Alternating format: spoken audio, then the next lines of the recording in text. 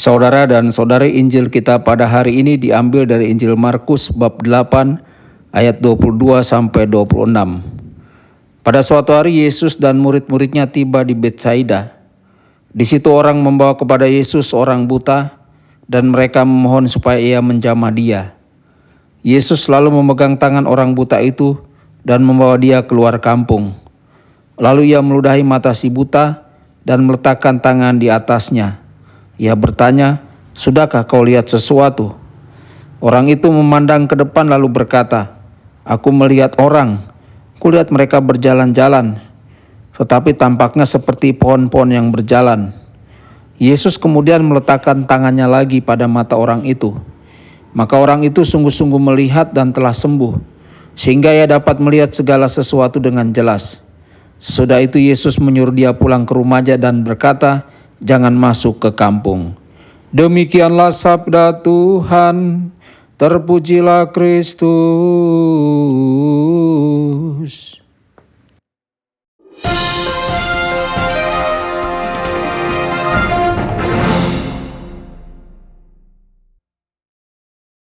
Saudara dan saudari terkasih dimanapun Anda berada, jumpa lagi dengan saya Romo Tedens dalam saluran Warta Kabar Sukacita.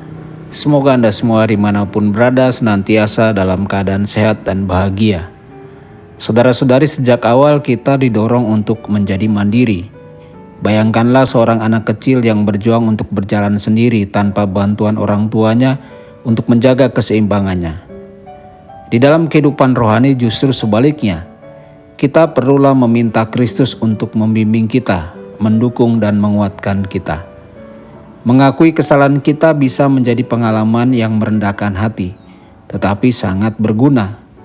Kesombongan menghalangi kita untuk rendah hati, tetapi jika kita memiliki iman, kita akan melakukannya. Yesus melepaskan kuasanya dalam hidup kita. Kekudusan bukanlah dalam satu latihan atau lainnya.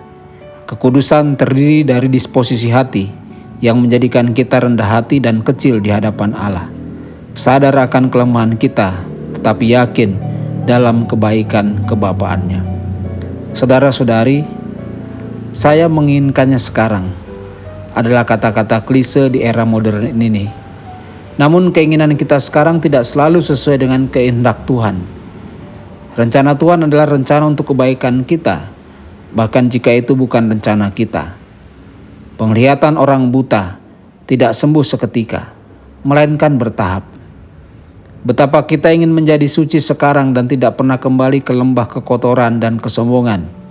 Namun, kita tampaknya jatuh lagi dan lagi. Kekudusan selalu merupakan pekerjaan yang sedang berjalan, tetapi itu tidak mengganggu Yesus. Yesus tahu kekuatan kasih karunia-Nya dapat bekerja dalam hidup kita. Cukup serahkan kesulitan kita kepadanya dan teruslah berusaha. Kegagalan kita mengajarkan kita untuk menjadi rendah hati, dan kerendahan hati kita membawa kita lebih dekat kepada Tuhan. Saudara-saudari, Yesus memberitahu pria itu dalam Injil hari ini untuk tidak pergi ke desa. Apakah Yesus takut? Tidak. Kerendahan hatinya hanya mengisyaratkan dia untuk bergerak diam-diam tanpa diketahui siapapun. Yesus terpesona dengan kerendahan hati dan karenanya mempraktekannya. Namun kita di sisi lain senang mendapat pujian. Kita mendambakan pengakuan. Cukup masuki kantor profesional dan lihatlah plakat pengakuan yang melapisi dinding seperti wallpaper. Yesus tidaklah memiliki plakat. Yesus hanya memiliki reputasi untuk melakukan perbuatan baik. Yesus mengajari kita kekuatan hati yang murni, yang menghindari segala jenis kebesaran diri. Tuhan Yesus memberkati dan menyertai Anda semua. Sabda Allah adalah kebenaran. Sabda Allah adalah kehidupan.